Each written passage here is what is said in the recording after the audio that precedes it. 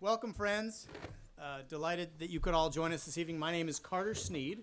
I'm the director of the Nicola Center for Ethics and Culture here at the University of Notre Dame. And we are excited that you could all join us for this evening's conversation around a very special and important feature film, Unplanned. In a moment, I'll introduce the evening's special guests. But first, I'd like to say a brief word about who we are at the Nicola Center for Ethics and Culture. Our aim, our purpose, our mission is to share the richness of the Catholic moral and intellectual tradition through student programming and formation, through academic research and programming, through our efforts and initiatives to build a culture of life, all of which in service of making Notre Dame as strong and live up to its own mission of being the greatest Catholic university in the world, as well as to project Notre Dame's voice into the global public square in the name of an authentic culture of life and human dignity.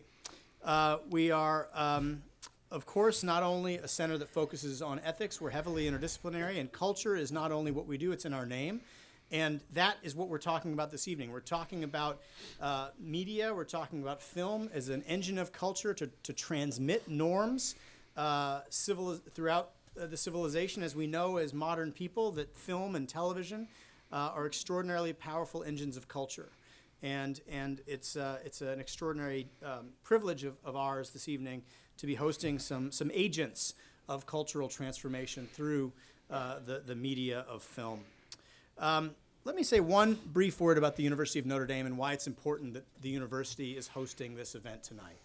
The University of Notre Dame is the Blessed Mother's University.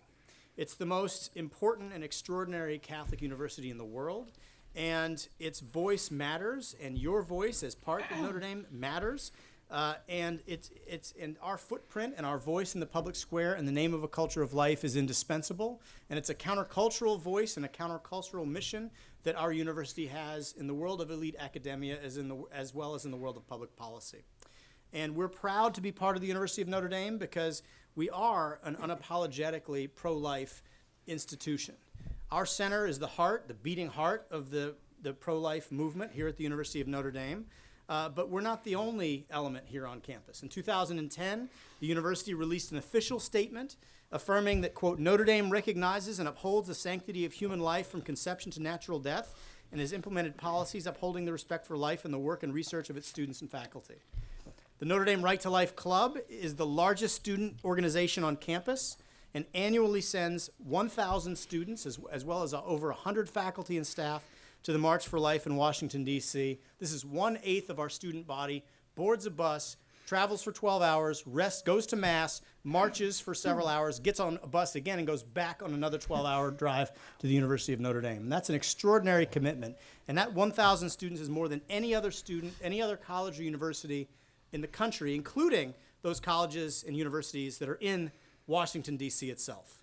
So that's an extraordinary accomplishment. It's something about we should be proud and is an important tribute to the Blessed Mother's University and the name that it bears. So, and finally, through our own extensive programming, the Nicola Center for Ethics and Culture seeks to strengthen Notre Dame's Catholic identity on campus and off campus through our programming, through our programs like the Vita Institute, of which 3 actresses, including Abby, Ashley Bratcher, who plays Abby's character in the film, both she and 2 other of her co-workers in the film attended our week-long Vita Institute last summer here at the University of Notre Dame to give them intensive intellectual formation in all the relevant disciplines regarding the effort to build a culture of life: embryology, law, social science, philosophy, theology, as well as other networking opportunities for leaders of the pro-life movement worldwide. So this is the perfect place to have this conversation this evening, and we are delighted to host it both in our own name as the Nicola Center, but more importantly as part of the University of Notre Dame. So, now, to introduce this evening's event, Unplanned tells the inspiring true story of Abby Johnson and her transformative journey from Planned Parenthood clinic director to one of the nation's most recognized defenders of the sanctity of human life. We are honored to have with us this evening Abby Johnson herself, as well as the film's director and screenwriter, Cary and Chuck Konzelman. They're joined by Mary FioRito, the Nicola Center's Cardinal George Fellow, who will join us in conversation about the film.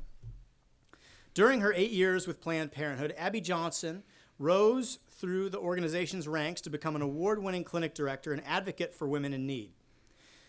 Her life changed forever when she was asked to assist with an ultrasound-guided abortion in 2009 and saw firsthand the horror of the procedure. Following that harrowing encounter, Abby sought help from a local pro-life group to leave the abortion industry and has since become a worldwide advocate on behalf of the unborn, traveling globally to share her story, to educate the public on pro-life issues, and in particular to reach out to abortion clinic staff who still work in the industry. She's the author of the nationally best-selling book Unplanned, which formed the basis for this film, and is the founder of, quote, And Then There Were None, a ministry that to date has helped more than 300 workers leave the abortion industry. She lives in Texas with her husband and is expecting their 8th child.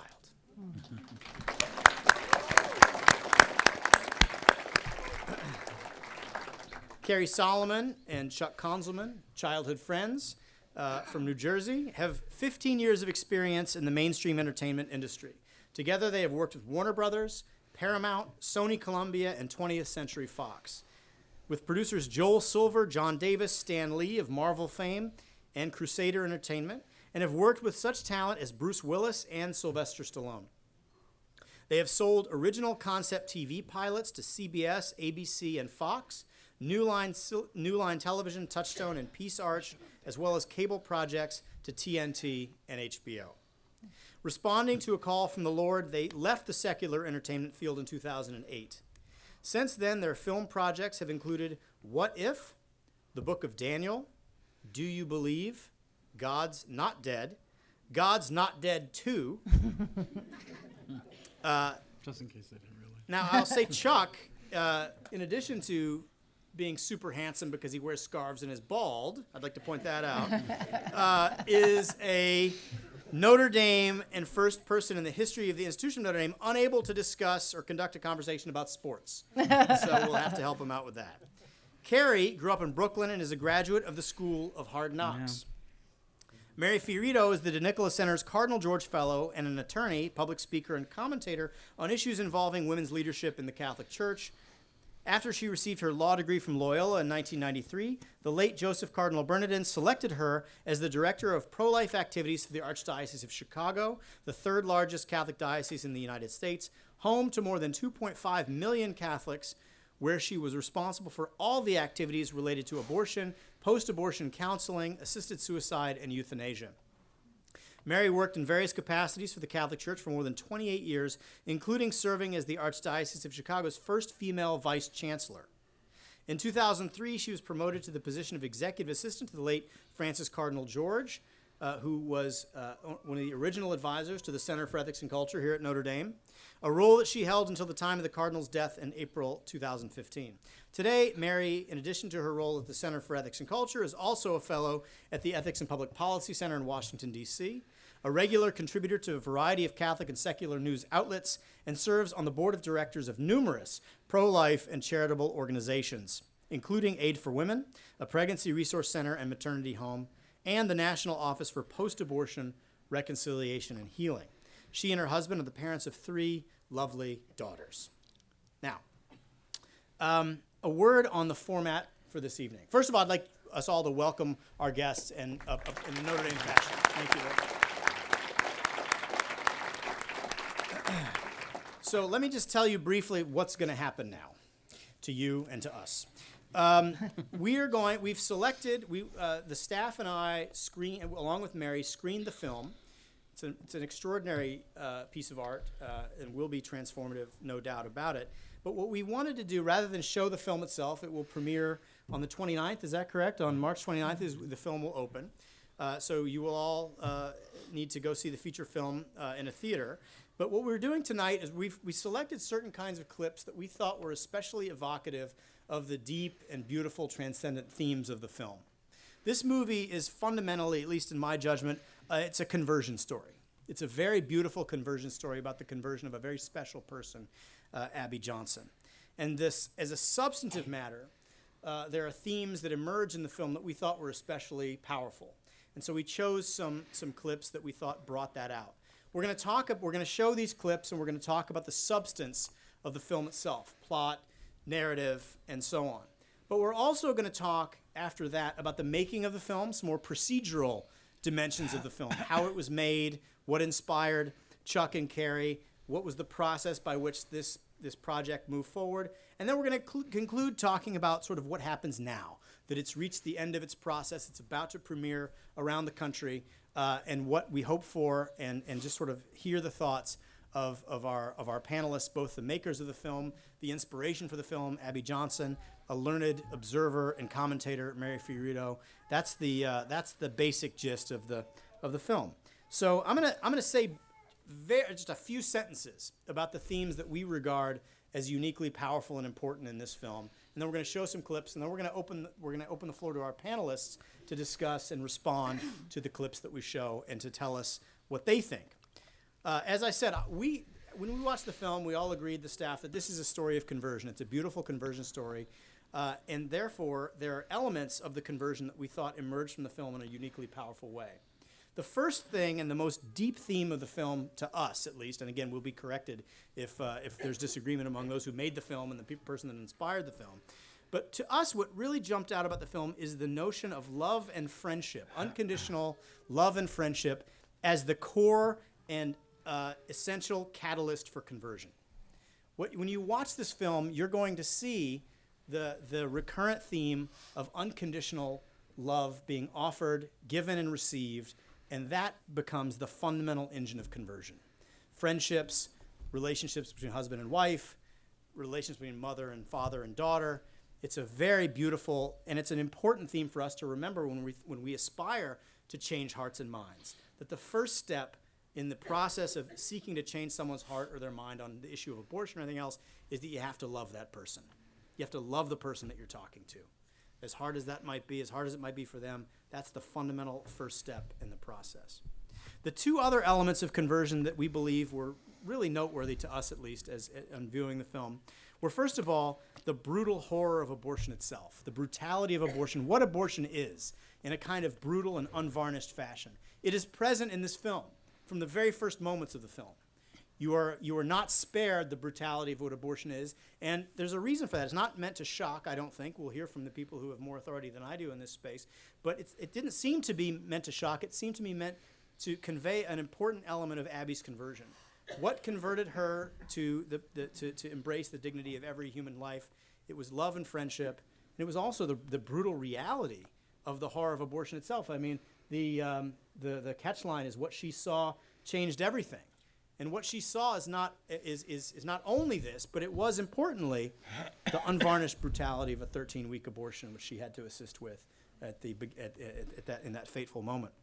The third thing that we believe is really important for this film, something that it shows in a deep but also complex, nuanced way, is the nature of Planned Parenthood and the abortion industry itself. And it would be easy to do this in a kind of Manichaean black and white way. They're wicked and evil, and we're good. But the film doesn't do that.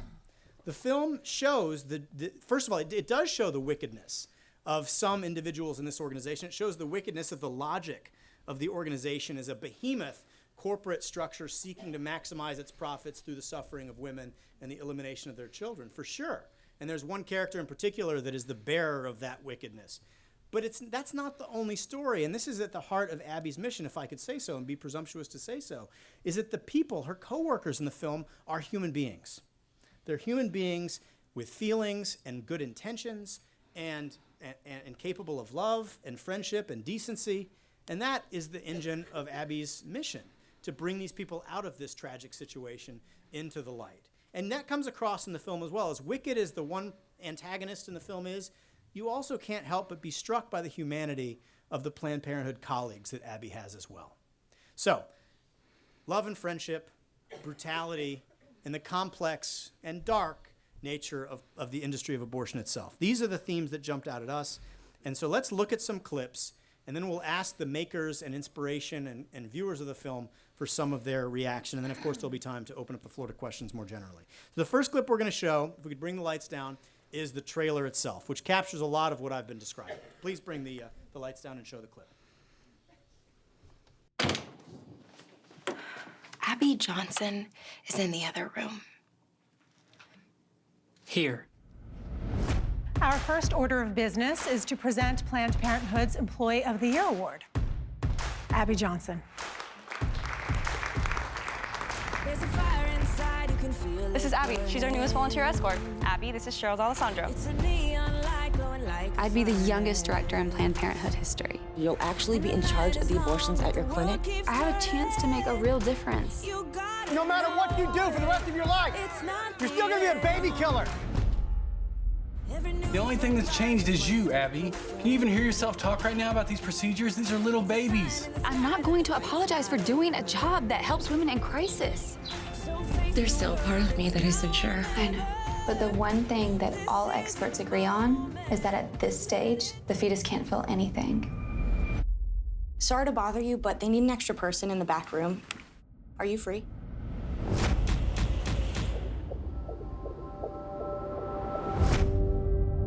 I saw it. It was like it was twisting and fighting for its life. We commend the souls of these hundreds of children. And Lord, we pray to end abortion. I really appreciate what you've done for us. I'll not forget it. 22,000 abortions. How do I even comprehend that? Rough day at the office. You can say that. You're making a mess. It's your dad and me. You were our baby from the moment of conception. We are paying you to be a perfect instrument of corporate policy. We are an abortion provider. I can't be a part of this anymore. Everything that they told us is a lie. Don't underestimate the repercussions of this. You gotta be careful. Rhonda, please, don't do this! Rhonda! Let me tell you what's gonna happen if you walk through that door. Congratulations. You have made an enemy of one of the most powerful organizations on the planet.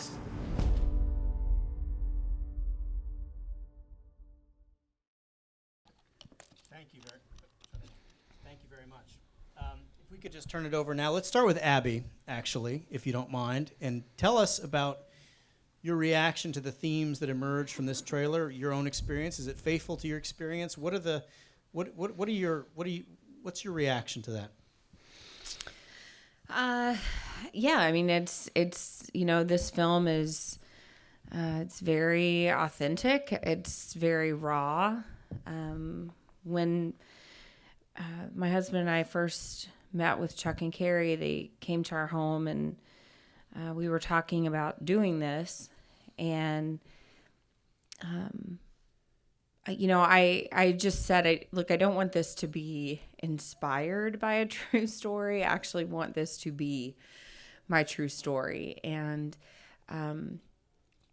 the authenticity of my story being shown was very important to me.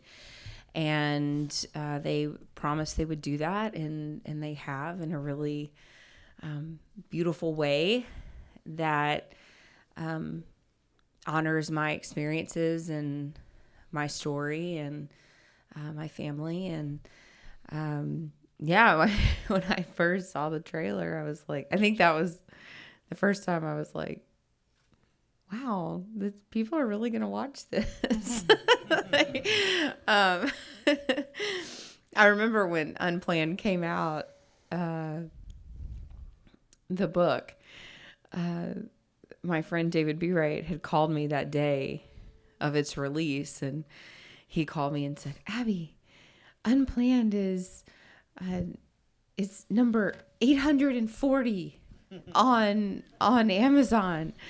And I was like, wow. I was like, why are people buying this book? I was like, it's not that interesting, is it? And I was like, I can't believe it. I can't believe it's successful. And I was like, well, that's as good as it's going to get, number 840. And then he called me back like an hour later. He's like, Abby, it's at 350. And I was like, what? And, and so he kept giving me this update like every hour. And then he finally called me and he's like, Abby, your book is number 1 on Barnes & Noble. Like, I can't believe it. And I guess that's how I felt with this film too. I'm like, really? Wow, okay, like we're doing this, But when I look in our society, I see just how desperate people are for the truth. And they're looking for eagerly for that truth to be proclaimed. And in a time where we live with all of these her truth and his truth and my truth and your truth, and people are like, just what is the dang truth? Right? And not your version of it, but just the truth, the absolute truth. And this film does a really beautiful job of showing that truth, really what I believe to be the first time in a pro-life film that this film has really pushed the boundaries. We got an R rating for a reason. So, I'm really excited. And I think what you stated about sort of the main themes of the film, I mean, that's it. It's about conversion. It's about bringing back some humanity to various groups of people who have been dehumanized, including the unborn, including abortion clinic workers, including women who have had abortions. So really trying to rehumanize what has been lost because of abortion. Thank you for that. Cary and Chuck, we'll start with Cary. Could you talk a little bit about what you regard as the core themes of the film, the core purposes and norms of the film that you seek to artistically transmit to the viewers, Cary? Well, I don't think that we set out and said we want to make a piece of art. That was not our goal. We had intended on making a Western. Somewhere along the line, we ended up in a chick flick. Okay, so I'm not quite sure how that works, but it could still happen. The Western could still happen. And one of the things that happened for us was we were in a coffee shop, and a woman comes over to us and says, "You need to make this a movie," and puts the book in our hands. And we were polite, we were nice, we get a lot of that. And I look at the book, and I'm thinking to myself, yeah, okay, we're making a Western. Okay, I'm not making a chick flick. We made the mistake of preying on it, however.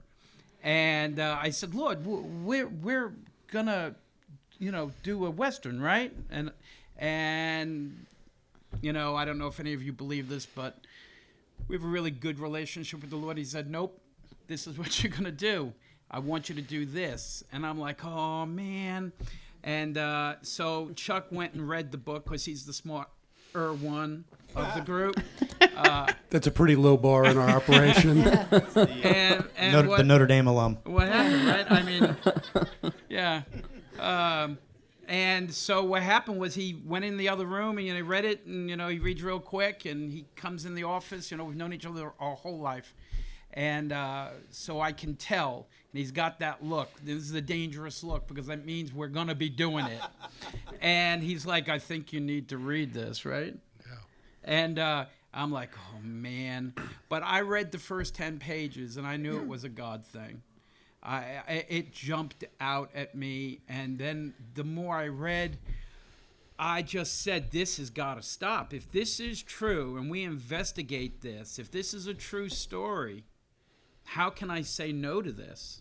So, we suddenly embraced it with all our heart. And I will just tell you, I don't know if any of you believe. If you don't believe, we're all supposed to believe, I suppose. But, each person has their own relationship where you are with the Lord.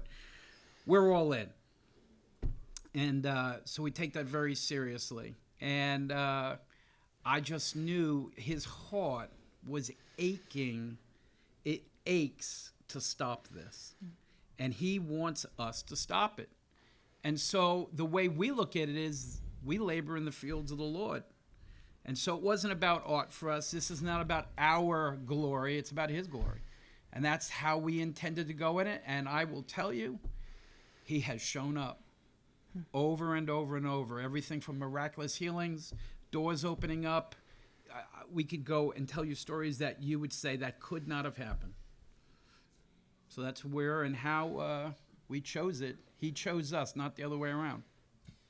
Chuck, what do you think, Chuck? I mean, if you want to continue Cary's line of comment, or you could talk a little bit more about the substantive, even regardless of whether you set out to craft it in a particular way, something emerges from the film nevertheless, right? Certain kinds of ideas and principles emerge from the film. Sure. There's the idea of salvation and grace being available. A lot of this film is designed particularly for post-abortive women to come find healing. We're hoping that they won't be afraid of the film. And regardless of how pro-choice you are, you're probably never going to be as pro-choice as Abby was. And regardless of how pro-life you are, you're probably not going to get as pro-life as Abby has become. So something happened here. She had her Saul of Tarsus moment. And by the grace of, this story was scripted by the Holy Spirit. Abby lived it. It was just our job to translate it. What she saw is the rarest of all events, because abortions are not normally performed as ultrasound-guided procedures. The average abortionist spends his entire career never seeing an abortion that he's performing directly. He does it blind. The procedure is performed blind. He never sees it. His surgical nurse never sees it. Now, ironically, ultrasound-guided procedures are much safer for the patients. They should be the norm for the industry. They're not. The reason that they're not is because it costs 3 to 4 minutes extra per patient to perform it that way. And a clinic, a Planned Parenthood, let's say surgical clinic, schedules maybe 40 abortion procedures on a Saturday morning once every other week.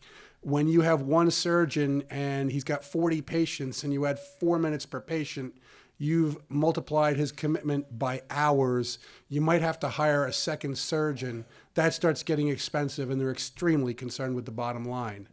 Now, Planned Parenthood would say, well, that's all nonsense, and the procedure's already completely safe, so we don't have to make it any safer.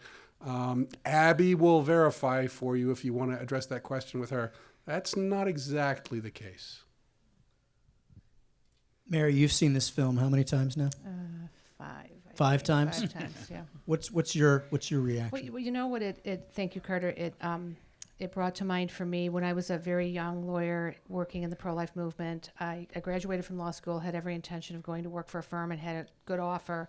And Cardinal Bernardine came to me and said, I really want you to come and run my pro-life office instead. And I know I'm not going to pay you as much, and boy, he certainly didn't. That was completely true. And I really felt God telling me, this is what I want you to do with your legal career. So one of the very first, I said yes, and one of the very first books I got to read, because like as a lawyer, I thought I have to know everything about everything, right? So I got Bernard Nathanson's Aborting America. And Bernard Nathanson, before Abby was Abby, Bernard Nathanson had been the co-founder of the National Abortion Rights Action League and ran New York City's largest abortion clinic, where he performed more than 50,000 abortions, including that of his own child, when his girlfriend got pregnant. So he had a very kind of similar experience to Abby's. He had to film an abortion. This was kind of back in before, there were a lot of more sophisticated ultrasound procedures. But after seeing himself doing an abortion on ultrasound, never did one again. And but for many years considered himself a pro-life atheist, and lived like that for years. And that's when I first met him. But over the years, he talked about how the love of pro-life people that he met, and it was just love. It was just loving him where he was. He said cracked the shell of his pro-life atheism, and he converted to Catholicism before he died. It was such, everybody loves a good conversion story, right? From the time of King David to Paul to, everybody loves those things. But there's something very special about people who have seen evil in its face, right? Who've looked at it in the eye, and then come back from it. And I think that's what's so compelling and gripping about this particular movie, right? The analogy that I have made publicly when I've spoken about this, it's like Emmett Till's mom, right? Do you remember Emmett Till, who was beaten to death by thugs in the South because he allegedly whistled, a 14-year-old boy from Chicago who allegedly whistled at a white woman in a grocery store, and his body was found mangled. His eye was out of the socket. Do you remember this? And his mother demanded that there be an open casket. And everyone said, you can't do that. And she said, no, I want people to see what happened. People need to see what happened to my son. And that was the turning point, right? That was a turning point in the civil rights movement. And I think, and I'm so grateful to Dr. Anthony Levatino, who's the abortion provider, who again, like a Dr. Nathanson, conversion experience. He performed more than 1,200 late-term abortion procedures. It's kind of a long story. His youngest daughter was hit by a car in front of his house and killed basically while he's trying to do CPR on their lawn. He had to go and do a second trimester abortion that week, and it was the last one he ever did after his daughter died. So these kind of hard moments that God takes and then uses it for a much, much greater good. The Emmett Till moment, the Nathanson moment, the Levatino moment, and the Abby Johnson moment. Those kind of all came together for me in this film, and it's incredibly powerful. And you don't want God to love you with that hard love, right? But sometimes He does. Sometimes He loves you with a very hard love, and I think that's what this film presents, I think, to the people who are going to see it. If I can just jump into, Dr. Anthony Levatino is the surgeon, the OBGYN, with 40 years of experience who performs the abortion procedure that changes Abby's life in the film. We were very committed to not being gratuitous in any way and to portraying events as they actually occur. And so Dr. Levatino performs that procedure, and his abortion surgical nurse is a former retired abortion surgical nurse who came out of the industry through Abby's organization, and then there were none. So we looked to portray this as accurately as possible, and we did our job. We made sure the room looked right and we had the right equipment and instruments. Then Doc came in and he started reordering his tray and making sure everything was exactly where it was supposed to be, and then went about his business in a very thorough, professional, and kind of scary, chilling method.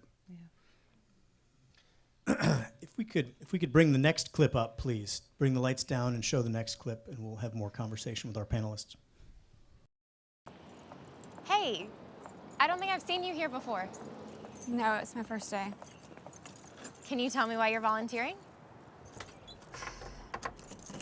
I don't know if I'm coming back, so I'm just checking it out.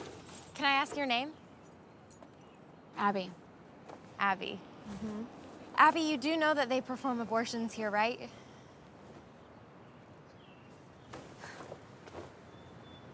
You know, actually, I've had an abortion myself, so I don't have any problem with another woman making the same decision. I'm so sorry you had to go through that. No, it's okay. Really. It was my decision. No one forced me to do it.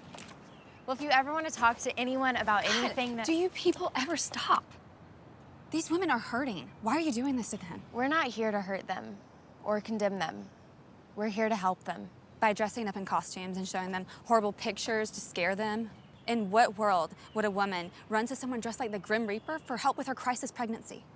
I am with the Coalition for Life, and they're not. So we can ask them to stop, and we do, but we can't force them to do anything. So for what it's worth, I think you're right, Abby. Doesn't help. Mary Lisa, leave her alone. Abby, get in your car.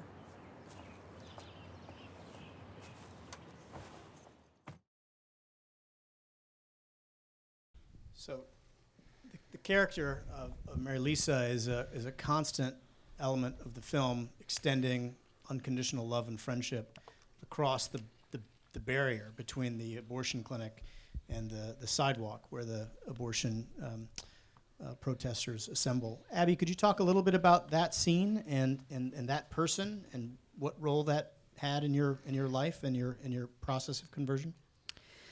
Yeah, I mean that did happen. During my time with Planned Parenthood, I did have that conversation, and I was surprised, having had admitted to her, Mary Lisa, that I had an abortion, because that was not something that I ever talked about. But I think I felt defensive in a way of the women who were going in, and I did really feel like you were out here judging these women, and that means you're judging me too. And so I think it was, in a way, I think it was a way to sort of justify my past actions and what I was doing there at the clinic. But I had great relationships with a lot of people on the other side of that fence, which is that big iron fence did really exist. Two of the dearest friends in my life are people who were my sidewalk counselors, who directly sort of targeted me, reaching out to me. And one of them is the godmother to one of our sons, and one of them works for And Then There Were None as one of our client managers, and they were both at the premiere of this film. So, it just goes to show that, when you are reaching out to people who oppose you or have different beliefs, that the way we interact with them matters. And even the way we interact with people on social media, like, we're the worst at the way we treat each other on social media. And I just think, we become very accusatory instead of conversational, and asking questions and trying to figure out why people believe the way that they believe. I think having that dialogue is important, and I think that's what many of the people with the Coalition for Life did with me. They asked questions. They just opened up dialogue. And I feel like with the subject as polarizing and contentious as abortion can be, that really needs to be one of our main goals, is just to help open up conversation, real, honest conversation. Cary, tell us a little bit about this scene. It's everything in the movie that we did, that if you see the movie, is all true. I mean, we came at this with every scene with the truth in mind. We read the book, like I said. We went to Texas and spent days with Abby and her husband and the lawyer who you'll see in the movie, and her mom and dad, just everyone. We wanted to get as much text, right? I mean, as we could. We've never had as much data for any project as we had for this. Just boxes and boxes and boxes. And one of the things that we felt that the Lord was telling us from the beginning is, I didn't want, and Chuck didn't want, we don't want to propagandize this. We could have made a biased movie where it's like, oh, they're the bad guys, these are the good guys, so and so. That was not what we felt we were being called to do.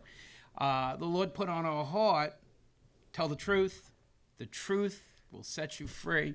Truth, when you unleash it, is like a lion.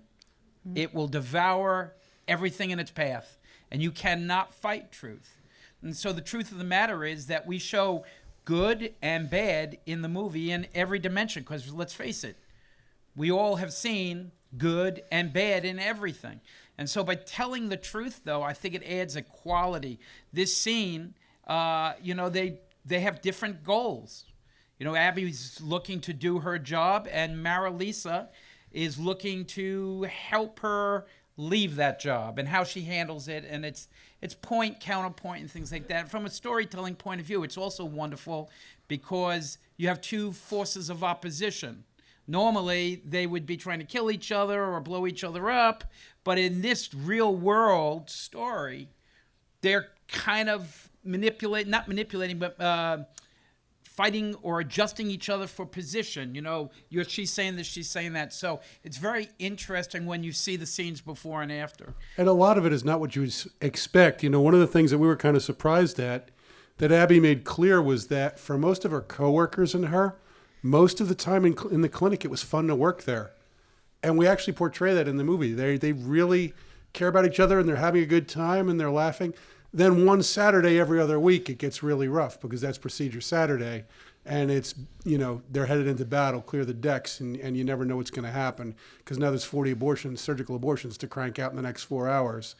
And aside from Abby's supervisor in the film, who is sort of the face of Planned Parenthood, who had targeted Abby as her chosen protege, and who felt betrayed when Abby started to wander from the path that she had chosen for her. Everybody else is remarkably human. They laugh, they're funny, there's camaraderie, and they have a good time together. It's real life. I mean, it's real life. People are that way. You know, they all have different personalities. And we wanted to bring life to the movie. No manipulation, no bias, no propaganda. Tell the story. Mary, you've been dedicated your life to the pro-life movement. Say something about this engagement, because Mary Lisa doesn't argue. She doesn't say, here are the premises, here are the conclusions, here's a syllogism to show you that what you're doing is unjust or monstrous. She starts out by extending friendship to Abby. Could you talk about? Isn't that sometimes the best, but sometimes the hardest thing to do is to see the person of Christ in another person, especially that person with whom you might disagree. But when I was first starting in the pro-life movement, Operation Rescue was very much a force, and there were a lot of people who, very, again, peacefully protesting in front of clinics and would, place their bodies sometimes in front and would be arrested. And there was that kind of pro-life activism was very much a significant component, and people really felt compelled to, in the same way, the men sat at the lunch counter in the civil rights movement, and that people protested in a way that wasn't violent, but that was peaceful, but was also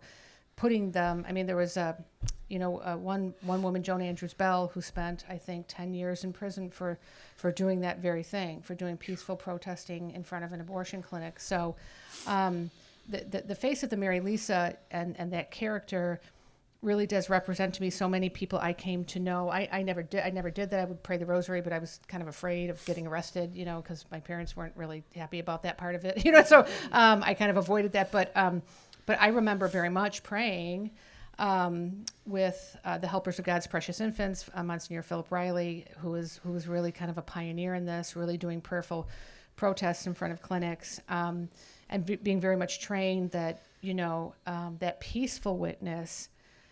God doesn't convert people with anger. He never has. There's really nothing that you can point to where God uses anything other than love for the other person and love for their best will, for the best thing for them that really helps them and converts them. So, and I love how the film, though, does show that, sometimes we have some of God's special people in the movement who might not have completely understood that call to love, right? And they have a just anger, but that anger and the dressing as the Grim Reaper, that would kill me every year at the March for Life. If there was one man who always walked up and down the route dressed as the Grim Reaper, I thought, what are you doing? Maybe he thought he was helping. I guess he did, right? But that's reflected in the film too, that sometimes people's anger did get the best of them, right? And that didn't help. That didn't help the girls that were walking into the clinic that day, So I like that the film is very honest in that regard.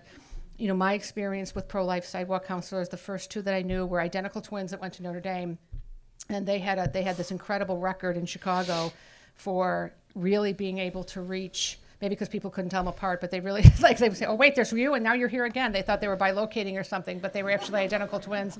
And there's a particular clinic on Washington Street in Chicago where they do abortions up to 24 weeks, 5 days. They had a particular gift for being able to say to women, can we help you? Can we take you to a pregnancy center? What is it you need? So that was, for me, my introduction to people who did that kind of pro-life sidewalk counseling, as it's still called today. But, again, obviously Abby can speak better to this, having been the person converted by it. But I think people really need to know at the bottom line that you actually do care about them. You don't, you have nothing to gain by getting them not to do what they're doing, right? There's no financial benefit for you. You have to really be in it for the other person. That's hard. That has to be brought to the Lord in prayer before you do any of it. So that would be sort of my sense of it. Also, one small point. This is an ancillary concern, but when you're in a media culture where a lot of journalists aim at a caricature of what a pro-life person looks like or what a pro-life person is, they latch on to the people that cohere with the caricature they have in their mind. If they don't know anybody or have any friends that are pro-life, And one of the things that when Lee and I, my wife, would go on the March for Life in D.C., we'd look around and say, well, who in the crowd is going to get interviewed and photographed by the Washington Post? Exactly. And it was right. always the guy that dressed up as Thomas Jefferson who had his name legally changed to pro-life. Right. It's a lot of commitment, but it's probably not the we had a woman best in foot Chicago forward who on would that. wear a sandwich board with Our Lady of Guadalupe on one side, Yeah. and wanted to, and you know, and she wore like a tinfoil hat. I mean, like, and like every time the Chicago Tribune or the Sun Times would come, she was out, you know, and it was never any of the rest of us, right? It was never everybody, you know, who were halfway normal looking. You know, we had perms, but it was the 80s. It was never us. It was the sandwich board lady who, I mean, God love her. She was one of God's special people. That's the way. I honestly, because they were motivated. They really thought God was telling them to do this, but I'm like, God doesn't want you to wear a sandwich board. He really doesn't. And so, but you know, it's hard to tell people.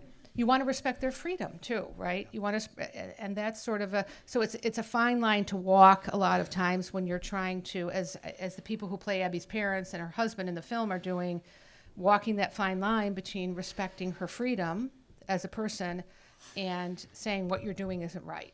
Right, so that cuts both ways, both on the abortion side and even sometimes on the pro-life side. If we could bring the lights down again, we'll watch the next clip and continue our conversation.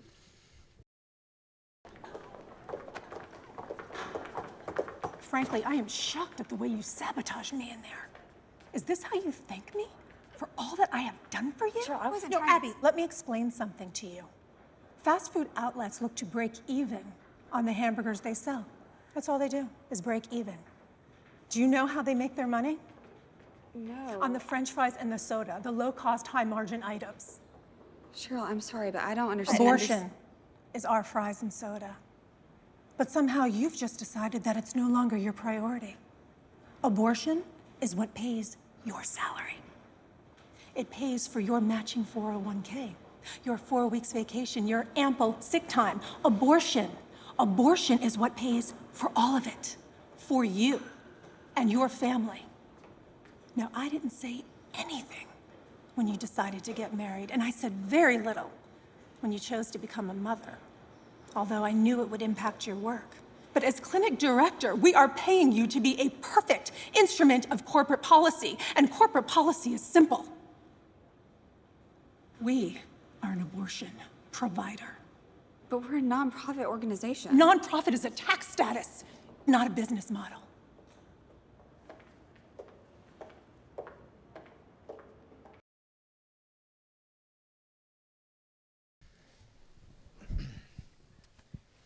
So that character, the antagonistic character in the film, is, as the filmmakers said, the embodiment of what Planned Parenthood is.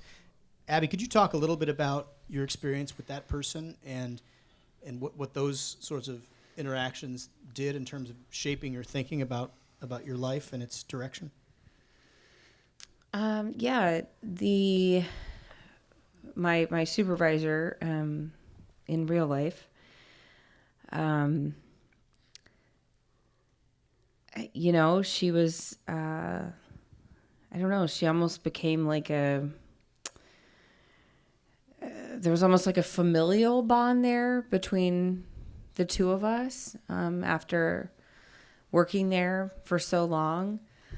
I didn't want to disappoint her in the same way that you don't want to disappoint your parents. My parents were not supportive of my work, and so she sort of took over that role of being sort of being that supportive parent role in my life. There's not, enough time in the film to sort of show that dynamic between the two of us, but she was a very intimidating person. I look at, scenes like that and I think, man, I cannot believe I let somebody treat me like that. Like, I mean, knowing my personality and the person that I am, I'm like, I cannot believe I let somebody push me around and talk to me like that. But that's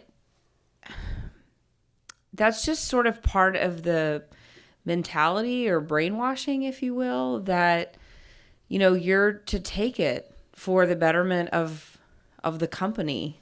If I can just jump in too, I think some context regarding that scene is kind of important. The reason why that comes on so strong is Abby had just been in a meeting where she had been presented with the Employee of the Year award for the entire Gulf Coast region of Planned Parenthood. But in that meeting, then after she gets her award, she's blindsided twice. And the first blindsiding is that they reveal an architectural model for the latest Planned Parenthood facility, which has since opened up.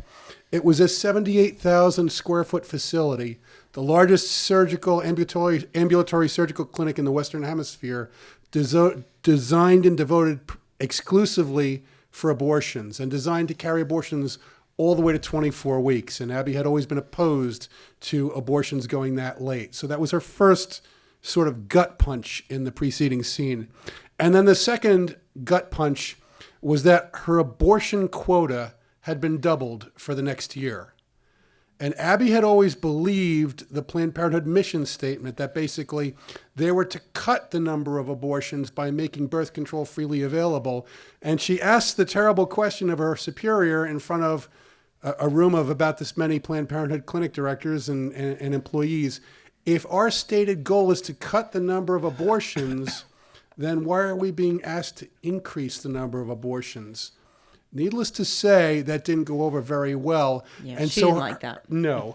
So her boss, her mentor, viewed this as the worst of all possible betrayals, and that's why you see that scene take place as soon as she can get her alone and pull her aside and kind of read her the riot act. Yeah. And that was I think that sort of, the abortion quota thing and there are a lot of things. I mean, people are like, oh, so it was just that ultrasound. I'm like, no, it wasn't just the ultrasound. I think there were several things that happened throughout the course of 2009 that caused me to really wonder if it was, in fact, that the organization was changing, or was it just that now I was so high up in management that I was actually seeing what we had been about all along. And I realize now that it was the latter. But I think that there had been a lot of things that had happened, opening, that clinic being built and now open, the whole late-term abortion thing, the abortion quotas for sure.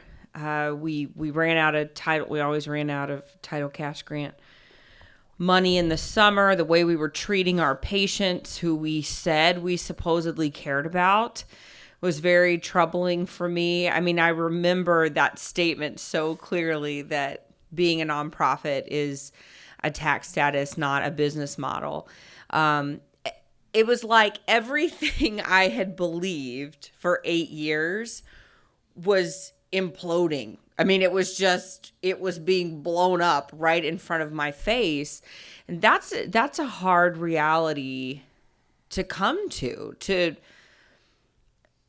say, God, have I really been living a lie for the past 8 years? I mean, am I really ready to confront that I have been so naive and so ignorant? And I mean, look, I was no victim. I was eager to believe all the stuff that they were handing to me.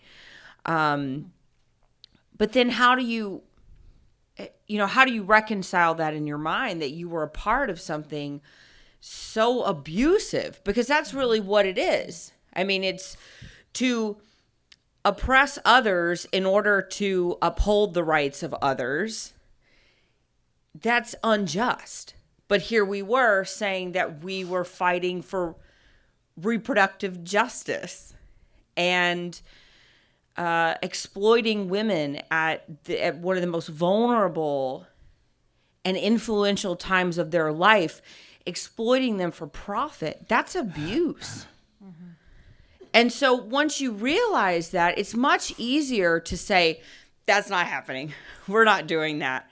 Because then once you realize it and you confront it, then you have to actually look yourself in the mirror and say, oh my gosh, I've been a part of this. And that is really, really hard. Abby, are those realities only visible when you climb to a certain level in the organization?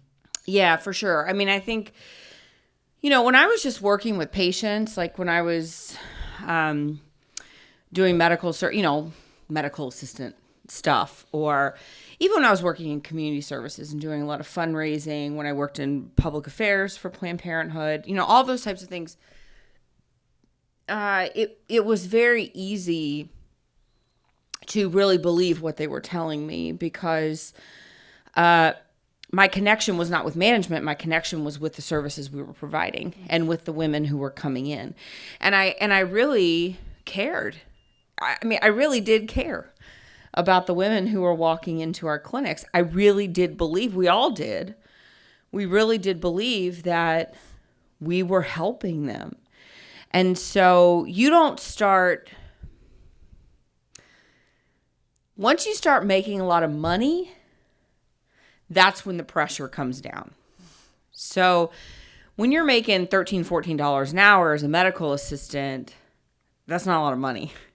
So you're sort of in the dark about what's going on. You're just there to be a warm body, to take vitals, to put people in patient rooms, right?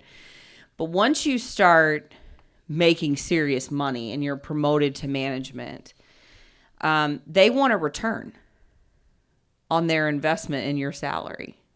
They want a return on that investment. So if they're going to be paying you a 6-figure salary every year plus, then you better be turning a significant profit for them. And there's not significant profit in the Depo-Provera shot or a pack of birth control pills. There's significant profit in abortion. And then once you reach those quotas, then you're rewarded with money. So not the people that work in the clinic, but me, management. You reach your quota, I get a $2,500 bonus every time I reach my quota. End of the year, depending on how in the black we were, I get a percentage of that. So it may only be 4%, 3%, 2%. But if we are $10 million over budget, 4% of $10 million is a lot of money. Mm-hmm. So it's so lucrative. And you're willing, I've found that people are willing to forgo morality for money. And that was definitely the life that I lived. Let me ask you one follow-up question. So we don't see this in the clips that we have, but there are moments, the contrast, the counterpoint with this sort of this character that is your supervisor are your colleagues, right? And they seem like in the film they're portrayed in, as you all said, a very human, warm way. They're people you would know. They're people you'd be friends with, mm-hmm. But there are these chilling moments where they talk about the POC areas, the products of conception room, and they make a kind of gallows humor remark. We call that the parts of children room. Mm-hmm. And then there are also images in the film of what the remains of an unborn child look like and the reassembly of the parts of the unborn child. In fact, there's an extraordinary scene in that with you and that character. But the question I have is, what do people do? People who aren't making that kind of money, who work in the Planned Parenthood, who are the mid-level and lower-level people, what do they tell themselves about those visibly human forms of unborn children's remains? Abby? They generally don't see them. Right. There are locked doors between them and that process. Yeah. There are locked doors that I'm going to take a second and just describe a working Planned Parenthood surgical facility because it's kind of a weird thing. It's the nerve center of a working surgical clinic is a 3-room structure. There are 2 surgical suites flanking either side of the 3. And then there's the POC, the products of conception room, which is a lab in the middle. And the surgeon keeps going back and forth. He A's and B's between the 2 procedure suites. So while in one room, he's working on a patient, in the other room, a patient is either being readied or being shuffled out to recovery. So he just goes back and forth and back and forth. And then after every surgical abortion takes place, The fetal remains are passed through a pass-through in the wall to that lab. They never go out in the hallway, so they're hidden from the people who might otherwise see it. And inside that lab, those remains are washed down, and the fetus is reassembled in a Pyrex dish. It's reassembled because they have to account for all of the parts, because if there are any parts missing, that means they've been left inside a patient. And then at the end of the day, the doctor has to sign off on all 30 or 40 Pyrex dishes that basically he's reviewed it, all the parts are there, and they can move on. So the administrative staff, the women who process the patients or counsel the patients or do the medical records or bring them to, they never see any of this stuff going on. Abby was deliberately targeted early on by her mentor to go into that POC, that products of conception, slang referred to as pieces of children. She saw the freezer where the remains are kept, which is referred to as the nursery. But she was normally, there's a desensitization process that takes place. The new up-and-comer is shown maybe a 6-week fetus. It looks kind of like a blob, and then an 8-week, and then a 10-week. Abby, what did they show you the first time? 12 weeks. Looks like a baby. Looks like a baby. Wanted to shock her right out of the gate. And then her boss told her, and this is in the film, this happened in real life, every other person I've brought in here and shown this to, what's the first thing they do? They cry. But not you. That's how I know you're the one to succeed me here. That's how I know you're the one to run this clinic. That was her choosing process. That's how she chose her successor. I'd just like to say one thing so that you understand. You're seeing little clips, 10 seconds, 20 seconds, 50 seconds, whatever it is. This is barbaric, what's going on. I mean, if you don't realize that when somebody's getting a 4% bonus because they're increasing a certain amount of abortions and stuff, or that it's lucrative, this is a business. It's like selling hamburgers. Mm-hmm. We've been sold the same way McDonald's sells you to go buy their hamburgers. Planned Parenthood has sold the American people that it's not a baby. Mm-hmm. What's going to happen on March 29th when this movie comes out is that myth is going to die. Yeah. Because you will know from now on, no one will ever be able to say that I didn't know. Because right now, in a divine act of mercy, what the Lord is going to do is he's going to bring forth this movie, and he's going to show you that it is a baby, and that a person has basically 2 choices. Not 3, not 10, 2 choices. Kill it or keep it. And once you know, you can't unknow. Mm-hmm. So there will be people that make that choice, and there will be people, God willing, that make this choice. Mm-hmm. But the world as we know it, the abortion conversation is going to change. Mm-hmm. And this movie, you're just seeing a little bit. You're hearing from people. I mean, Abby this is the person that lived this. Mm-hmm. I like to say, many times when we're talking about this, that before the beginning of time, she was created for this moment.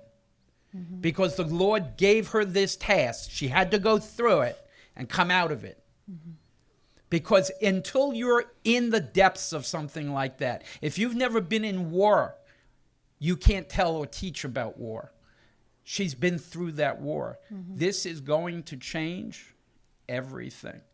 I just, to add to that, Cary, I have a friend who's a fairly well-known pro-life OBGYN in the Chicago area, and he was telling me one time, he actually called me after this happened. He was on call at the emergency room at a hospital that did not perform abortions, but he would be on call for if there were obstetrical cases that would come into the ER, and he got called in, a 14-year-old who had sepsis.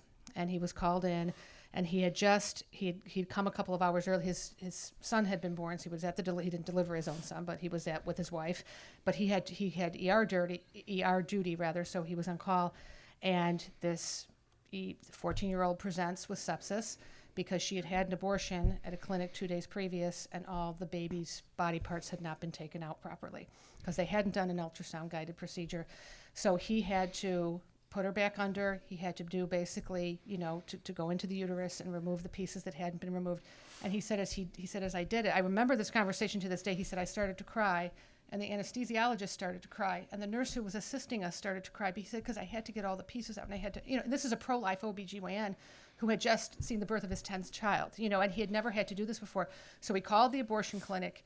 He left messages. He said, I want to talk to the doctor. I need to talk to him now. I just have one of his patients. No one would return his call. So he said 24 hours later, I called for like the 4th time. And I said, you put a septic 14-year-old on my table. I want to talk to you. I want to hear what you have to say. Do you know what I had to go through and what my staff had to go through because of you? They never returned his calls. So that's just, and again, this is, and he said, typical day in the ER.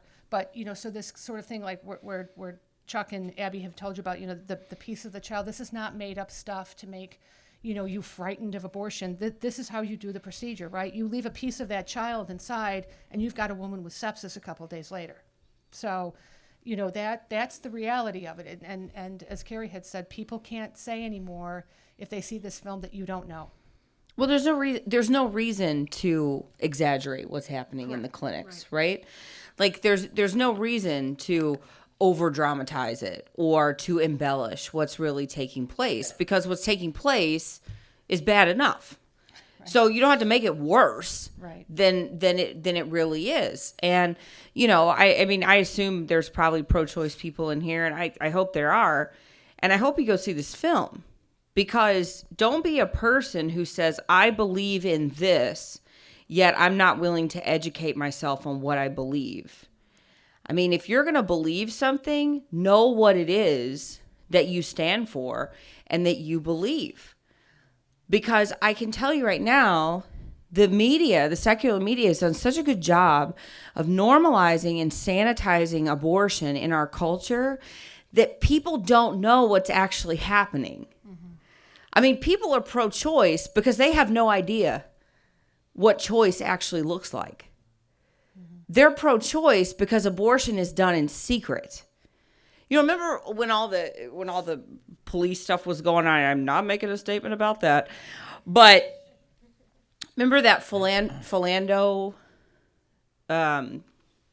Castile, who was killed, okay, and I remember, I have opinions about that I won't share, but I remember watching that and I cried because I watched. For our audience, could you tell us what you're talking about? What is that event that you're describing? Yeah, he was an African-American man that was in his car. He was pulled over by a police officer, and his child was in the car.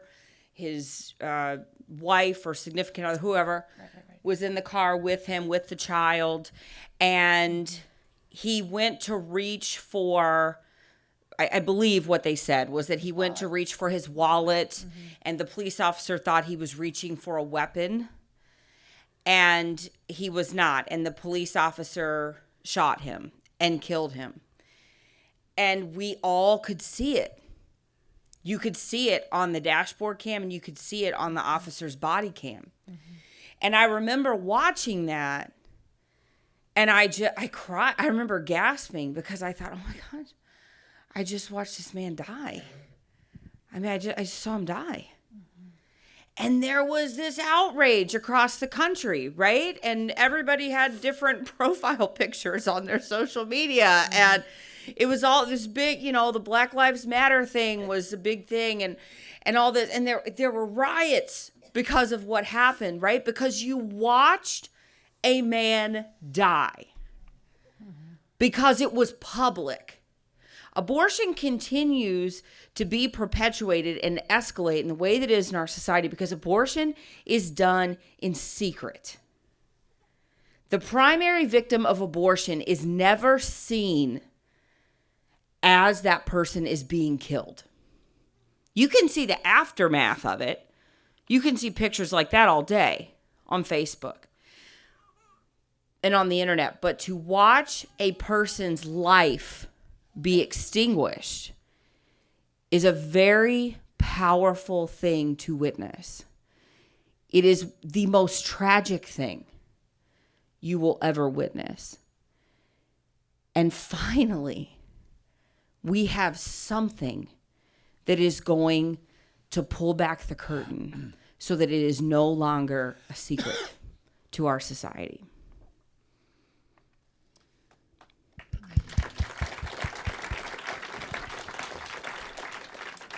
Could you bring down the lights and we'll show our last clip?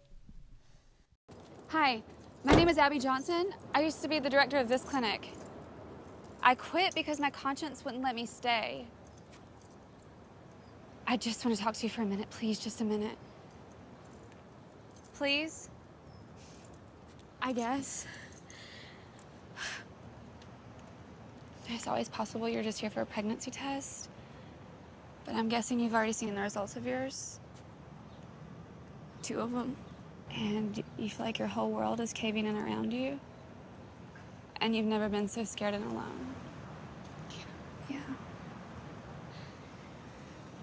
Let me tell you what's gonna happen if you go in that door. The first thing they're gonna do is give you an ultrasound, but they're not gonna let you see it. Why not? Because they don't want you to see your baby. And then why do they do the ultrasound? Because the ultrasound determines the size of the fetus. And the size of the fetus, the skull in particular, is what determines the price they're going to charge you. Why are you telling me this? Because I understand better than anyone that inside that building, they don't offer solutions. They only offer abortions. And if you go through that door, you will not come out the same person. Because you can't. And everybody wants to pretend like you can, but you can't. Because the truth is, you can let them get rid of your baby, but they can't get rid of the memory of your baby. And neither can you, no matter how hard you try. I don't know what to do. What's your name? Hannah. Hannah? It's gonna be okay, I promise. I promise, and I'll be there every step of the way. I'll do anything I can to help.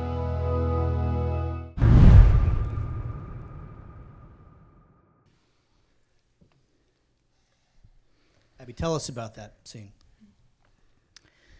Yeah, so that was it was not the first time I'd been out to the clinic, but it was one of the first time. It was the first time I'd been out during the day, because the first time I went out was at night, just by myself, and you know, it's a powerful thing to be able to look at somebody and go, I used to run this place. You don't want to go in, you know?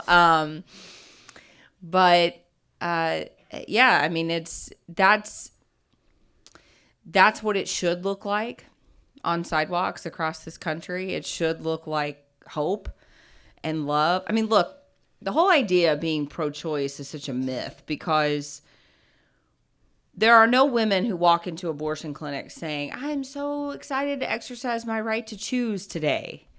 Women walk into abortion clinics because they feel like they have no other choice, because they're out of options. And secular feminism has convinced women that they aren't strong enough to move past the obstacles in their life. So you exploit them in their moment of weakness. You sell them an abortion. You promise them an abortion is going to be the biggest problem solver in their life. And you sell them a lie. And you take their money. And what we need more of in our society, and what sidewalk advocates do very well, peaceful sidewalk advocates do very well, is they're looking at women and they're saying, when a woman says to them, I cannot do this, they're looking at these women and they're saying, you can do it. You can do it. You are doing it. And I'm gonna be on this journey with you to help you every step of the way. Mm-hmm. That's really what it means. That's really what women's empowerment means. Empowering other women, holding their hands. We're not meant to do this alone. We are meant to live life in community, in fellowship with one another. But we have to start living that out in our own lives. And we have to start living that out even in front of abortion facilities where women feel like there is no hope. Cary, tell us about the scene. It was a compelling scene, really well done. One of the things I really enjoyed, we both enjoyed, was when we were shooting it, is there was only about 2/3 of that was actually written. And the actresses just, they came to life. They bonded. And later, when we spoke to them, it was like the girl who was acting like she was pregnant really believed that. I mean, that was true acting. And then Ashley on the other side was being Abby, and she said, I felt that, you know, that kind of thing. So that was great from a movie-making point of view. But also, I mean, there's another part of the scene that follows after that, which is really, really compelling. Abby's mentor actually comes to the gate. The girl does leave, and Abby turns around, and there's her mentor, and they go into a really... Her mentor threatens her, basically. Right. Yeah. It's really powerful. And threatens her with what will be the legal case that Planned Parenthood fabricated out of whole cloth and brought against Abby. And just to give you an idea of the unfairness of it, they accused her of all sorts of things that she never did. Violating patient confidence, stealing medical records, making them public, making the secret doctor's secret identities public. And then what they did was... they got a gag order on her before she ever saw the inside of a courtroom, which lawyers always tell me is not possible, but they did. And then Abby, on her way into court 10 days later, with a gag order on her, unable to say anything, had to walk past a televised Planned Parenthood press conference, excuse me, where they were bashing her up and down and making all these accusations. She wanted to go over there and give the reporters a piece of her mind, and her lawyer tells her, well, you're not going to. You're under a gag order. Ironically, when it got into court, I mean, her attorney never even had to mount a defense. It got to the point where all of the accusations had been made, and the judge said, Mr. Paradowski, that was her attorney, do you plan on mounting a defense? He said, I don't know, Judge. It's mostly up to you. He said, why is that, Mr. Paradowski? He says, I haven't heard anything that sounds like evidence in this place. The judge is like, you're right, let's go to lunch. And that was the end of that. But, you know, you're looking at Erin Brockovich in the abortion industry. That's the same story. It's the same kind of thing. Big corporation comes in to brutalize and hurt and destroy. And in this case, it was Abby Johnson who they were going to do that to. So it was a very exciting scene for us to do. And it came to life, which is, from a filmmaker's point of view, you want to do great scenes like that and stuff. But... it was very, very interesting in the shooting because you just saw things outside the normal coming into play. And it was almost like the hand of the Lord, which had happened multiple times, was bringing forth things that we didn't do. And so it really came to life. And you'll see, when you see the scene before that scene and the scene after it, it will come more to life in a big and profound way. I'll ask Mary to react as well, but one thing to note about the actress who played the pregnant woman, the richness and the complexity of the scene is extraordinary because it conveys to you the power of the desperation of a person who's facing that situation. Right. Because we make things easier on ourselves when we pretend that these women don't feel like their entire life is collapsing around them. Right. And that this is a kind of final desperate act of self-defense or something like that. Yeah. Mary, what do you think? Well, what very much came to mind for me, as I mentioned, and as Carter noted in his introduction of me, I'm on the board of directors for Aid for Women, which is a large pregnancy center in Chicago, and we also have 2 maternity homes. And we had one client in particular who, you know, it was my joy to know and to help walk through her journey when she came to us actually thinking we were an abortion clinic, and she was from the neighborhood Englewood in Chicago.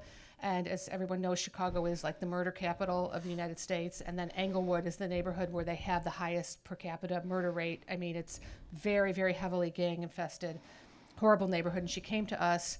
The man she was in a relationship with was in a common law relationship with another woman who had 5 children. She came to us to get an ultrasound because that would reduce the cost of her abortion at the Planned Parenthood clinic. And she saw the ultrasound of her son, Christian, who's now 5 years old. I'll give it away before I tell the story.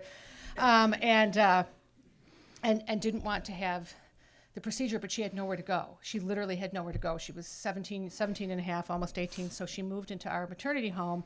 I won't tell you where it is because we don't release the location to protect our clients basically from baby daddy most of the time. But she was worried because it was in a very white area of the suburbs of Chicago. And she, growing up in Englewood, she said, I've literally talked to 5 white people my entire life. She was really nervous about moving in, but she did. And she had her son, and he's a beautiful little boy. And then through the Sister Thea Bowman Foundation, we were able to find her a scholarship to college. They have a special scholarship, the Sister Thea Bowman Foundation for Single African American Mothers, which was in Minnesota. So if she thought where she was white, she was going to like the whitest place in the country. But we sent her there, and now she's got a 5-year-old boy who is darling. And I'm not just saying that, he's darling. And she's got a nursing degree, and she has a future, and she has a life. And can you imagine if she had bypassed us and just gone to Planned Parenthood? She'd been right back in Englewood with baby daddy, and the same thing might have happened again the year later. So if you just go to helpaidforwomen.org and click on Janessa's story, she allowed us to do a little bit a video story of her story. So that's like the hope that Abby was offering that women at the clinic. In the work I do at the Pregnancy Center, where I'm so privileged to be on the board, I see that all the time, where we say, yeah, okay, your life's kind of screwed up right now, but whose isn't, right? And we're going to help you. We're going to give you, like we have another woman, kind of very similar story. She didn't know how to use a can opener. When she jokes about it now. It was actually in her video. We had to show her how to use a can opener, but now she's like, I can do a meal plan, and I have a budget every month for my child. And I mean, the life skills that sometimes I think we assume that a lot of other people have, they don't have. But what a joy it is to teach it to them, right? And so that's why your support, not only for pro-life organizations, but also for the organizations that offer that structure. And this isn't rocket science, right? To use a can opener, it really isn't. But we were able to teach, and everybody can do something, right? We have people who volunteer for us who they just talk to pregnant girls on the phone a couple times a week because they don't have a mom to call. Right, to say, I kind of feel weird today, like, is this normal, and blah, blah, blah. Or we have teenage girls who are doing their service hours for high school, and they babysit for us a couple times a week. Or we have, a nutritionist who helps moms learn how to make meal plans and how to shop, effectively with the money that they have. So everybody can do something, right? You don't all have to be superheroes, but everyone can do something. And I think that's sort of that beauty of that scene at the fence. It sort of represents everyone in the pro-life movement who's offering that hope to a woman who doesn't think she has any friends, right? So Frederica Matthews Green, in her book Real Choices, when she went from coast to coast and interviewed all these women who had had abortions and asked them one question: what was it that you didn't have, that if you'd had it, you wouldn't have had your abortion? And you know what the number one answer was? I didn't have a friend. I didn't have, my parents wouldn't help me, the baby's father wouldn't help me. There wasn't one person who said they would help me, but we can all be a friend, right? I've told the story a million times, but that was the one sociological fact that came out of that book, was that every woman said, the majority of them, I didn't have one person who I could call. So everybody can be that one person. And so that's what the beauty of that scene is. I think, for me, it's one of the most beautiful scenes in the movie because it shows that everybody can be that friend, right? So anyway, I'm sorry, I'm getting verklempt. So there's you've only seen a very small dimension of this extraordinary film. Please go see the main film. Now we're going to open the floor to questions, and we can pass these microphones around. Please wait until you have a microphone to ask your questions so we can get it on our recording devices. I see one usher up here. I have a microphone here. I don't know if somebody wants to take this microphone up as well and hand it to people. I suppose I could, Phil Donahue style.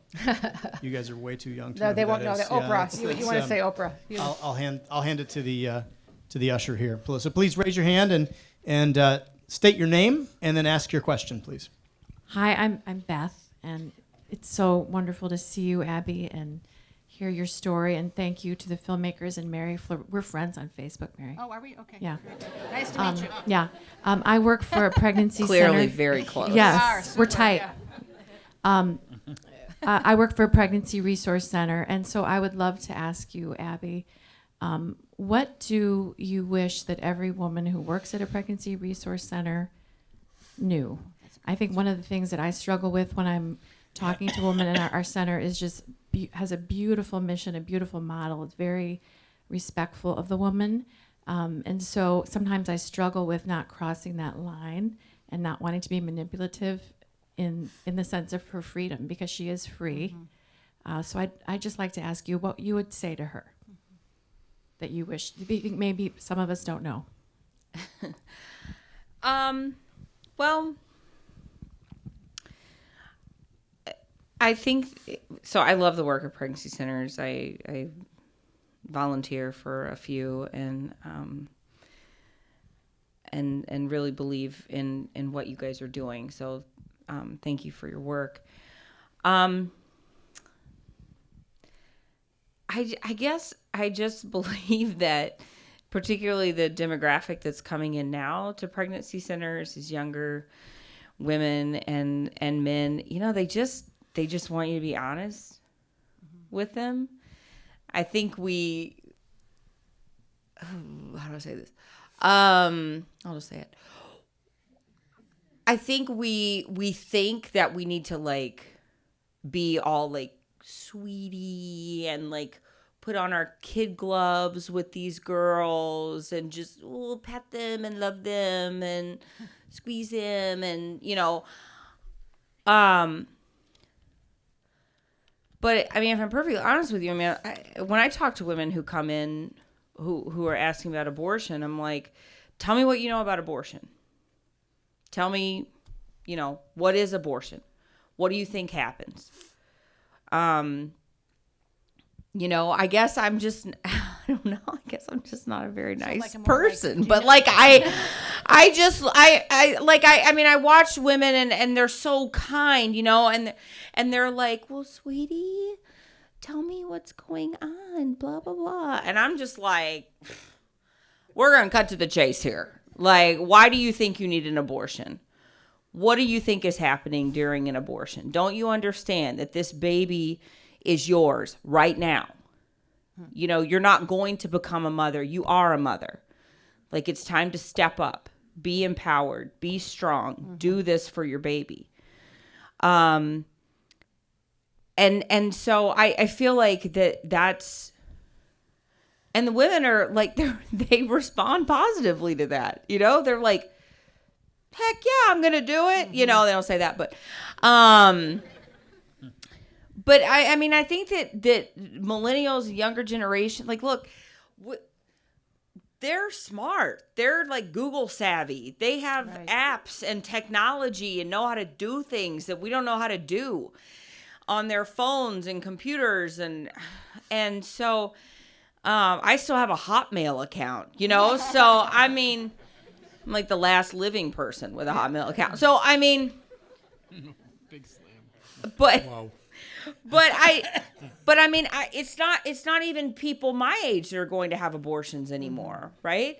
And so I think we just have to be very honest with them. And one of the greatest tools that I use in the pregnancy center that I can't get other centers to really embrace is I print out Planned Parenthood's own consent forms for the abortion. And I'm like, look, they're going to give you this form with an X at the bottom where you have to sign, but they're not going to actually go over this form with you. So I want to talk to you about what could possibly happen to you when you have an abortion. You could die. They could leave part of your baby inside of you. You could hemorrhage to death. You could get an infection.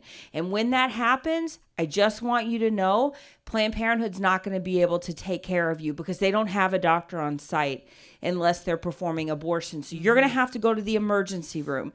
And now everybody in the emergency department is going to know that you had an abortion. I mean, I'm just like very straightforward and honest with them. And that really seems to work. I don't know that there's like a magical solution, but I think a lot of these women, you know, like they need a mama. Yeah, exactly. And my mom doesn't beat around the bush with me. Yeah. I don't know about your moms, but my mom gives it to me straight. So they need a mama. They need somebody to mother them and to tell them what you're thinking about doing is wrong. Right. Well, I mean, I like that you mentioned empowerment because I think that's it. Like New Wave Feminists, which is kind of a newer pro-life group, they have a great thing that they pass out at the pro-life marches and the women's marches, where it says, you know that girl sitting staring out the window and it's raining and the raindrops are going down the window and she's thinking about her pregnancy. You're not that girl. You are strong, you are tough, you are Wonder Woman, you can do this, you're carrying a new life. I love that approach, right? We're not going to feel sorry for you. You can do this, and we're going to help you do it, right? Because again, as I go back to that Frederica Matthews Green book, Real Choices, they're just looking for somebody to tell them you can do this. And guess what? I'll help you do it. Someone's got to help you, and I'm going to help you. And that's kind of where we all need to step up a little bit, is to say, I'll be the person who helps you. And, maybe that's what God's going to call someone here in this room tonight, and that's why you're here. And that's really what makes all the difference. Right. I mean, one person saying, I'll be there. I'm in these, I have something called hyperemesis gravidarum, where I basically throw up nonstop during my pregnancy. Princess Kate. Like Princess Kate. That's very Yes. Very but less glamorous. She does. Poor Princess Kate. She's probably pretty when she throws up. Yeah, but she has like 12,000 servants. She has people holding her hair back. She does. For yeah. her. I don't. So, I have this. So I'm in these support groups on Facebook, and 16% of women who are diagnosed with HG end up having abortions with their pregnancy. Not because they want to. These are very wanted babies, but many times they have other children at home. They have toddlers at home, and they're literally throwing up 20 to 30 times a day. They have home health care. They have PICC lines. It's crazy. Okay. So I have all these, and I don't need the support. I mean, God, I know how to do this, right? This is my 8th time, but I stay in the group so that I can be that person for the woman in the group. So when the woman is in the group and she's like, guys, I think I'm just going to have an abortion. I just can't do this anymore. I can be that person to say, hey, wait. What do you need? What can I do? I've got a big network of people. You need childcare? I'll find you babysitters. You need medicine? Your insurance doesn't cover it? I'll raise money. I'll get you the money for the medicine. You need somebody to come clean your house? I'll find somebody. I mean, we all have networks and that ability to find people and to be able to plug help in for other women. But it does take time. Yeah. But maybe that's what you're called to do. I know people who are on like babycenter.com. They're not even parents, they're like students, but they go on there. So anytime there's like an abortion conversation that comes up, they immediately go on there and start talking and just plug them into local pregnancy centers and resources. And I mean, that's so easy. That's something that we could all do.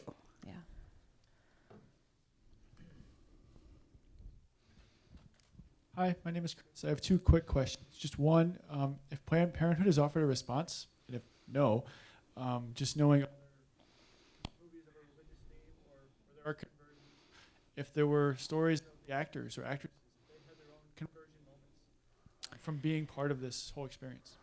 They haven't said anything yet.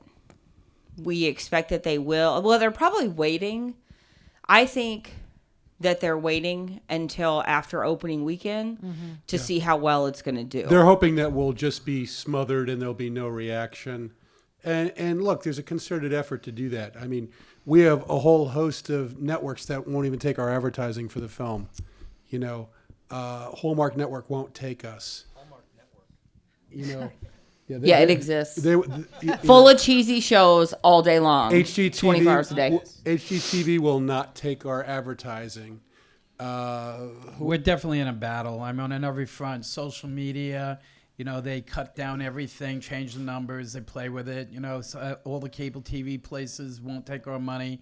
Planned Parenthood has said nothing because basically they got very smart, that anytime they open their mouth and get involved in something like this, it actually brings publicity. There's an old saying in Hollywood, all publicity, even if it's bad, is good.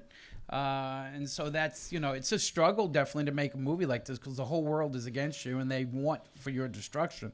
But I agree with Abby. It's going to happen after the open. It'll happen after the opening if weekend. we don't disappear. Yeah. If we disappear, they'll stay low. But I don't think we're going to disappear. The response across the country, by the way, has been unbelievable. But to end, crazy crazy, crazy good.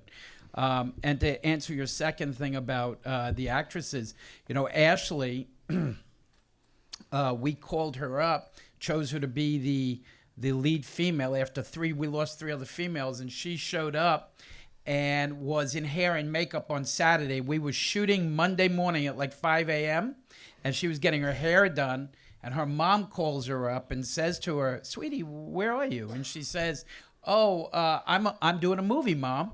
And she tells the mom about the movie. Well, she was delicate with the mother because the mother had aborted her younger sister when the mom was 16.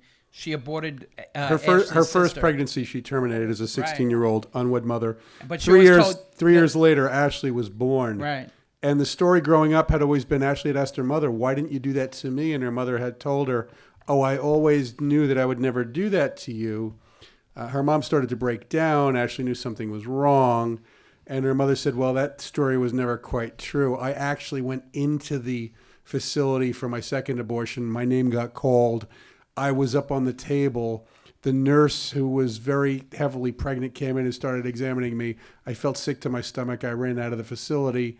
And that's why you're here. And your biological father pawned a shotgun to pay for your abortion." Now, I want you to think about this. She was 10 seconds away from being aborted, and now she's about to become the face, literally, of the pro-life world in the sense of this movie. I also want you to think about the idea that a corporation somebody would go pawn a shotgun to pay for an abortion. Unbelievable. Unbelievable. I mean, it's crazy. It's insane. But that is one of the stories. We've had hundreds of these stories as we're moving forward, and it's profound. But I think specifically about was there anybody that was pro-choice and now they're pro-life? Like Chuck and Cary were very intentional about bringing people onto the film who were already pro-life. Mm-hmm. So we didn't want any surprises, like, surprise, your lead actor is pro-choice. We didn't want that, right? So that's bad PR in the worst way. Really bad. That publicity is bad. That publicity is always bad. So yeah, I mean, they were very careful, with all the actors. I mean, you had to be pro-life. You couldn't be, they actually passed on an actress that they were looking to play me because they had seen an interview with her. And even though she had played in another pro-life film, they had listened to this interview with her, and she was sort of wavered on it. She was like, "Well, I don't know. I mean, it's, sort of up to the woman. I don't want to impose my beliefs on." And they were like, "No," because they knew they could sort of see the controversy that this film was going to bring. And you've got to have people who are steadfast in their commitment to the sanctity of human life if you're going up against a giant like Planned Parenthood. And that's what we're doing. And by the way, we actually did have actors, both actors and actresses that were pro-choice, but they lied to us when they came in for the audition because they are actors. They're good liars. Yeah. If you're hiring an actor and you're like, "Can you sing, dance, juggle, fence, ride a horse?" And of course they'll give you ice skate to a championship level, could be a concert pianist. They'll give you yeses all the way up and down. If you ever looked at the back of an actor's headshot in the resume, seriously, you wondered how they had time to breathe with all the things the accomplishments that they've got. We had two actresses, one actor, who basically were all pro-choice. And however, they're very proud of the fact that they got cast by lying. It's a badge of honor because they call it acting. But they now are all pro-life. And that's their choice because they never even told us that until way after the movie. So it's kind of like the C.S. Lewis thing. A young man who's determined to be an atheist should be very careful of his reading material.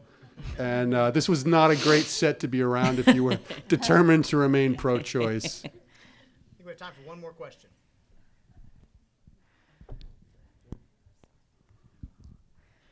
Could you just give us a couple of comments in comparison to the movie Gosnell and the new other movie coming up of 1973 or Roe versus Wade? Yeah, right.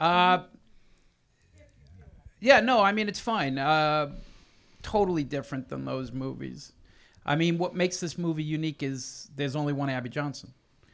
This is her story. So Gosnell was a terrible story in the sense of this is a serial killer. This is a sick individual who's basically killing babies. And that's the story right there. And they did it more of a thriller and kind of less about the abortion. I think they were a little, they laid back a little bit. We're not laying back. No. We went full on, told the story. And Roe versus Wade is the 50 years of Roe versus Wade. What makes this an amazing story, in my opinion, is Abby Johnson. It's the story of a person. Right. Stories are about a person. They're not these big canvases. I wouldn't have wanted to try to tell either one of those other stories. And what makes this story so human, the touchstone for everything, what makes this story work is that all Abby ever wanted to do was help women. And that's what makes her so identifiable and sympathetic on the front end, even when she's doing things where if you're pro-lifer, you're a little bit like, not so sure you should be doing that. And yet you understand her and you forgive her at a certain level because you're watching. You understand her motivations. And then when she finally makes that switch, it's like a triumph. And that happens in the story of a person, not in the story of a movement or even an investigative But I think it's more than that as well, though. I mean, Gosnell, we know that story, right? It's come out. Look, I'm hoping that every pro-life movie does well. It's not a competition. We're theoretically on the same team, right? But ours is going to be better. But yes. No. But the thing about this, we could have gone after Roe versus Wade. We could have gone after Gosnell. We went after Abby Johnson. Because when we read that book, I knew the spirit was on that story. I believe, and I know people say, well, no, I'm not.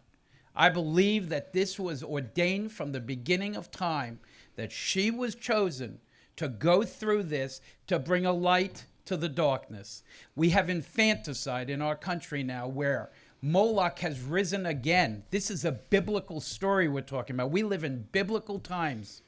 Now, you may not believe that, but just think about this. Moloch was the god that everyone would sacrifice they would walk their children to the sacrifice of the altar of Moloch. Tell me, with New York and these other states that are doing this, that we are not doing the same thing again.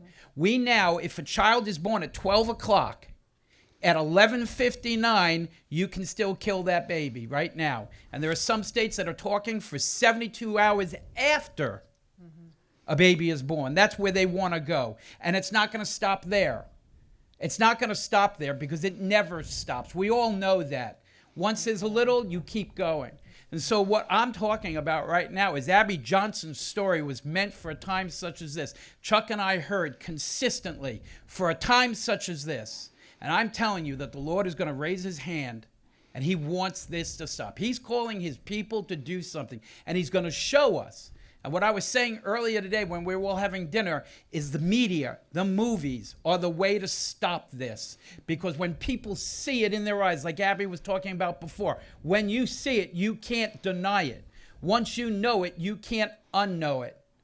When I was a little boy, I saw a picture on Life magazine. I don't know if anyone remembers that, of a Vietnamese man on his knees and a soldier blowing his brains out. That shot ended the Vietnam War. Or the segregation and the civil rights movement where German shepherds were midair and water hoses and batons were beating down the African Americans. That put an end to that. You understand? This is going to put an end to abortion because you can't be human and do this. Well, I think it gives an opportunity. You know, one of the main differences, I think, we don't know anything about the Roe v. Wade. I mean, we don't know. It's not out, right? So we haven't seen it. But I think one of the differences is that this movie offers such hope and a message of redemption. Like, I remember watching Gosnell and I left and I was like, that was the saddest thing I've ever seen, right? It was truth, and it needed to be exposed, but there was no, hope. There's no conversion. There's no conversion moment. Right. He's still in prison defending his actions, and that wasn't even a movie about abortion, really. It was a movie about infanticide. That's why he's in prison, not for abortion, but because he was delivering live babies that were never even attempted to be aborted, and then killing killed them. a couple of women. And killed a couple of women. So I think, it's very different. It's Right. like you can't really compare. It's like apples to oranges, really, because this story offers a conversion opportunity for I believe everyone who watches it. Right, because I think this film offers God's mercy and portrays God's mercy in a way I think Gosnell can't, because Gosnell's not sorry for what he did. That's right. He's still There in hasn't prison. been that conversion and so moment. the thing about Gosnell, it's more of like a CSI episode. It's really based, almost the entire script of the film is based on the grand jury testimony and on the trial transcripts. So it's very accurate to the. I mean, just as a lawyer, it's very trial focused. And the two Irish journalists who wrote the book about him, Anne McElhaney and Phelim McAleer, neither of them particularly pro-life. When they went to investigate Gosnell, they showed up in the American courtroom and they were like the only reporters there, except for them and like somebody from, I don't know, USA Today or something. There was nobody there. And they said, in Ireland, this would be on the front page of the paper every day. And you had asked about conversions, and Anne McElhaney points out in the book, she hadn't been to church in years. I mean, so much so that she only knew like the first half of the Our Father. So when she was reading through the grand jury transcript, she said, I just started saying like what I could remember, because I felt like I was supposed to do something and I didn't know what to do because I didn't remember any of my prayers. I mean, it's a very compelling movie, but it's not, like Abby says, it's very much apples and oranges, because I think you have kind of a legal, not a thriller, but you have a legal drama that the pro-abortion movement has very much said this is a one-off. Gosnell was, and sort of to their credit, he applied for admission in the National Abortion Federation and they rejected him. Mm-hmm. They said he couldn't be, because of the conditions of his clinic. However, they never reported him. They knew and they never reported him. And that's the difference. So again, you have kind of a legal thing, but then Abby's story ends with a person who changed, whereas the Gosnell story is a person who didn't change. By the way, this is not a Christian movie. When we make movies, Hollywood labels it Christian to marginalize it, to put us in a box. I've made Christian movies. We made God's Not Dead. Okay, that was on-the-nose Christian. This is not. Jesus is not walking through the movie, okay? When we're talking about conversion, we're talking about a different type of it. People are not falling down and saying, save me, I've been saved, okay, great. No, that is not this movie. This is a real movie. Mm-hmm. We want to go tell a real life story about a real life person and reveal the truth. Now, it has Christian moral values and virtue in it because she's pro-life, right? I mean, you see her. She says, I'm pro-life. She went to church, so we showed parts of that. But we didn't preach in this movie. This is a normal movie about a situation in the world and about a woman in her struggle to battle that. The R rating should be a dead giveaway, if nothing else, that this is not your standard on-the-nose Christian fare. Okay, friends, I think we're going to conclude. Abby has very generously offered to sit up here and allow you to come up and greet her. Be mindful that there are other people that probably want to talk to her as well. So if you would just be thoughtful in that way, but please take advantage of her generosity if you'd like to say hi. I would like to thank our panelists again. Thank Abby for her extraordinary courage.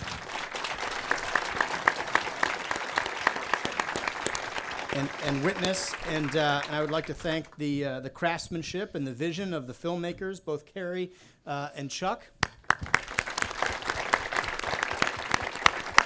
And we were honored to have the insights of our friend who's been laboring in the pro-life vineyards for her career, the inspiring and brilliant Mary Hallan FioRito. And again, I'd like to just mention once again that it is our great honor to have this event, this conversation at the Blessed Mother's University. Our university is distinctive in the world as a distinctive and authentic Catholic institution of higher learning where excellence and faithfulness go hand in hand. And from top to bottom, our university is committed to the inalienable and equal dignity of every human being from conception to natural death. So thank you very much for joining us tonight.